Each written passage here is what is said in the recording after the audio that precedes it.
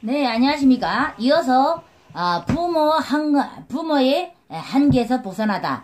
물론 지금 모든 사람들이 한국은 특히 고등중학교를 졸업을 하면 부모 손에서 일단 떠나서 기숙사를 하면서 돈벌이를 하는 사람들을 청년들을 많이 볼 수 있어요. 하지만 북한과 다르게 북한에는 그렇게 할래도 할 수가 없는 게 있어요. 왜냐면 모든 데서 내가 20살 되기 전에는 신분증이 내 손에 있기 전에는 일을 할 수가 없고요. 둘째는 우리가 마음대로 부모 곁을 떠날 수도 없어요. 부모 허락이 떨어지기 전에는 외밖으로 돌지도 못하고 또 집 같은 거 우리가 마음대로 얻을 수가 없어요. 북한하고 한국에 비해서. 그래서 저도 어려서부터 물론 부모하고 같이 오래 있다 보니까 힘든 것도 많이 겪었고요. 또 보지 말아야 될 것도 많이 보고 살았거든요.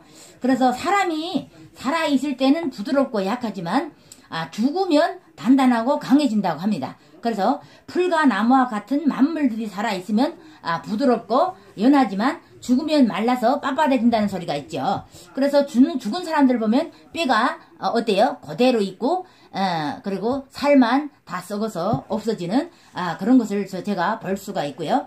또 군대가 강하면 이기지 못하고 나무가 강하면 꺾이게 되는 게 마련입니다.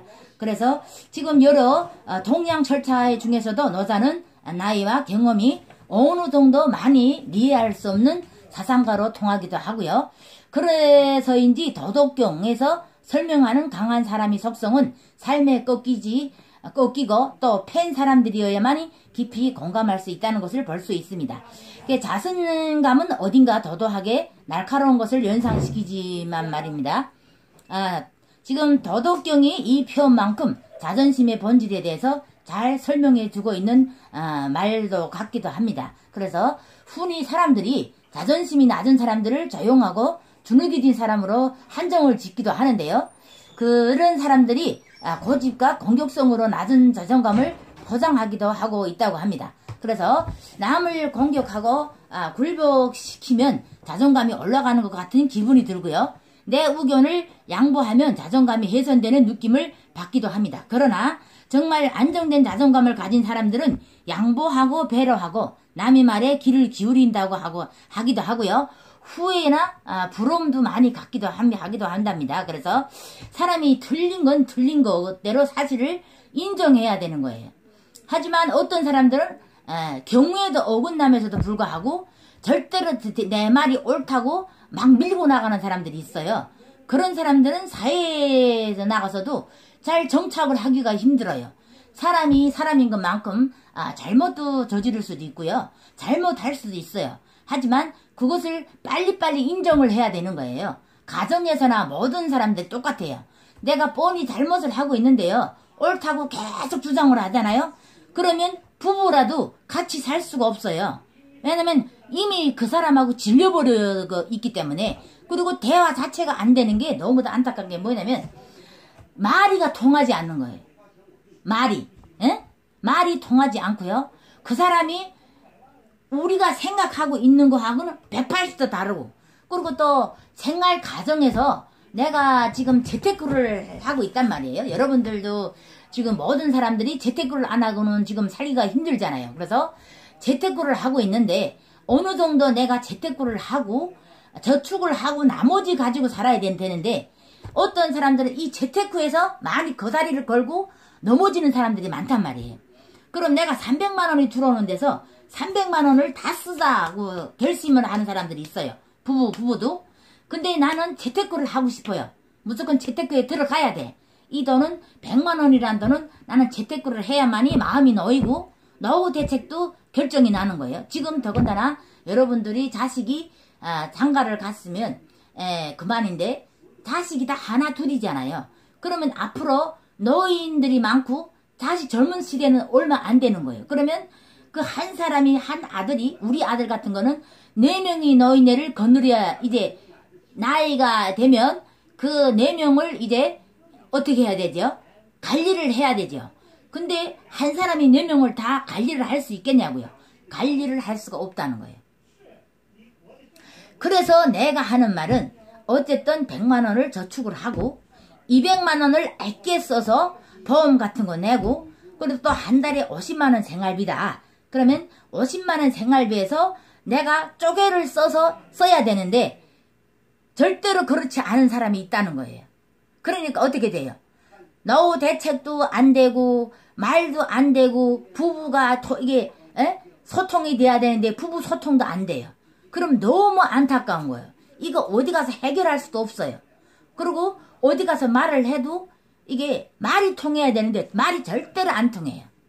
그럼 여러분들 어때요? 같이 일하는 사람이 바꿔놓고 생각해보면 같이 일하는 사람이 이게 경무가 어긋나는 일을 했어요. 그러면 빠르게 내가 정말 이렇게 오늘 이렇게 해서 내가 미안하다, 잘못했다 이런 말을 하면 어떻게 해요? 속이 훅 내려가잖아요. 우리는 후가 없는 사람이기 때문에 속이 내려간단 말이에요. 근데 그 말을 안 하고 내 고집대로 계속 하잖아. 그럼 그 사람이 얄미워 왕따가 당하기 쉽다는 거예요. 그래서 모든 사람들이 사람이기 때문에 실수를 할 수도 있고 잘못을 할 수 있지만 빨리빨리 내 잘못을 뉘우침으로써 해서 빨리빨리 사람하고 소통을 할 줄 알아야 된다. 첫 번째 대상이고요. 두 번째는 뭐예요? 재테크에서 내가 결정적으로 재테크를 해야 될 목적이 있다는 말이에요. 사람이 목적 없이 사는 사람이면 사람이 아니에요. 사람이 산다는 걸 증명할 수가 없는 거예요. 내가 재테크, 내가 나이가 이제 50이거든요. 이제 한다고 해도 늦지는 않았어요. 하지만 조금 늦은 감이 있죠. 40대부터 했더라면 지금 모든 돈이 많이 모여 있겠죠. 하지만 지금도 늦은데 지금도 못하게 부부끼리 싸우고 하면 어떻게 살 수 있겠어요? 살 수 없는 거예요. 그래서 내가 할 수 있는 건 뭐냐면 재테크가 최대한 필요하다. 나이 먹을수록. 왜? 자식이 적기 때문에. 지금 우리 엄마 세대도 6남매예요. 하지만 6남매가 한 사람도 엄마를 관리를 했냐고요. 안 했잖아요. 내부터림도 못했어요. 그러면 7남매도 못하던 게 자식이 안 왔을 때 어때? 그걸 믿어야 될까요? 믿지 말아야 되는 거예요. 자식인데 부담을 주는 거는 하지 말아야 되고요. 또 자식으로서부터 재테크에서 벗어남으로써 해서 자식한테는 부담을 주면 안 돼요. 이제부터는 더 그런 시절이 온다는 거예요. 그리고 부득이하게 재테크를 해야 됩니다. 그래서 여러분들도 잊지 말고요. 다음은 내가 200만 원을 벌더라도 재테크를 먼저 하고 그 다음에 나머지를 가지고 써야지 먼저 쓰고 재테크를 한다는 건 절대로 할 수가 없는 거예요. 여러분들도 두 번째 말을 맹심하리라고 믿습니다. 그리고 태도의 반응에 있어서 사람이 어디까지나 사람인지라 아예 마음에 아웃시키는 사람이 별로 없어요. 물론 잘못될 수도 있고 잘못된 발언을 할 수도 있고 사람이기 때문에. 또 원숭이가 나무를 타고 잘 타잖아요. 근데 원숭이가 떨어질 때가 있단 말이에요. 그럼 그것도 실수예요. 원숭이가 잘 타던 나무도 어떤 때로 가서는 떨어지고 죽는 원숭이도 있단 말이에요. 그럼 사람이 어때요? 사람도 고추가는 길은 없어요. 길을 보면 다 울룩불뚝한 길이 있잖아요. 그런 것처럼 사람이 인생도 다 울룩불뚝하게 둥글둥글 가게 돼 있는 거예요.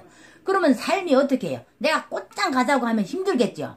고추 가려면 힘들다는 거예요. 그러면 사람이 둥글둥글하게 길처럼 따라가는 것도 나쁘지 않다는 거예요. 삶이 그렇기 때문에 누구 옳고 그르고를 떠나서 사람이 경우에 있게 살아야 된다. 그리고 앞으로 내가 어떤 삶을 살아야 되고 어떻게 살아야 되는지 내 이 머릿속에는 꼭 있어야 된다는 거예요. 예, 아무런 생각도 없이 산다는 게 사람의 운명에서 아무 의미가 없다는 거죠. 그래서 지금 자식들이 많고 적고를 떠나서 우선 부모로서 해야 되는 게 뭐냐면요. 부모가 어쩌는 자식이 어느 정도가 사회에 진출할 나이가 됐다 하면은 발빠르게 재테크를 해서 내가 노후 대책에 맞게 또 내가 나이를 먹어서 자식들한테 부담을 안 주기 위해서 적극 노력을 해야 된다는 거예요. 노력이 없이는 무엇도 될 수가 없어요. 그리고 자신감을 가지고 또 희망, 열정을 가지고 한다면 이제도 늦지 않았다는 거예요. 내가 지금 50인데요. 지금도 안 늦었어요. 그러니까 여러분들도 늦다고 생각할 때 빠르다 이런 옛날 속담도 있죠. 그래 그런 말을 명심하고 재테크를 제대로 해서 자식한테 절대로 피해를 주지 말고요. 피해를 줄 생각을 한다면 물론 피해가 자식들한테만 가는 게 아니고 나도 고통스럽게 살아야 된다는 거예요. 그래서 내부터라도 그런 고통을 안 받고 싶어요. 그래서 나도 열심히 재테크를 시작을 했고요.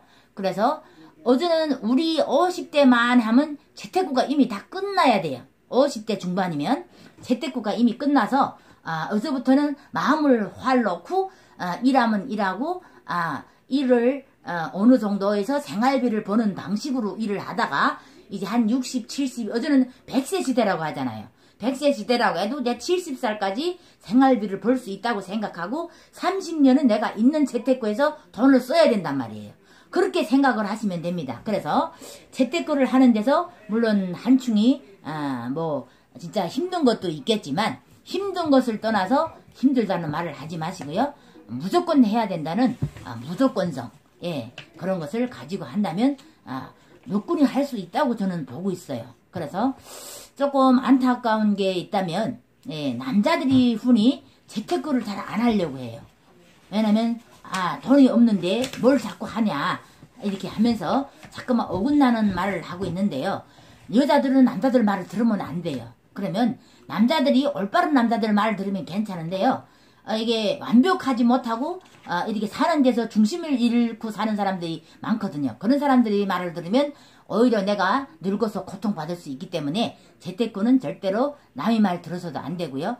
내 자신이 자존심이 있게 해서 재테크를 안 한 사람들이 있다면 빨리 재테크를 시작해서 지금도 안 늦었다는 거 명심하고 살았으면 하는 마음입니다.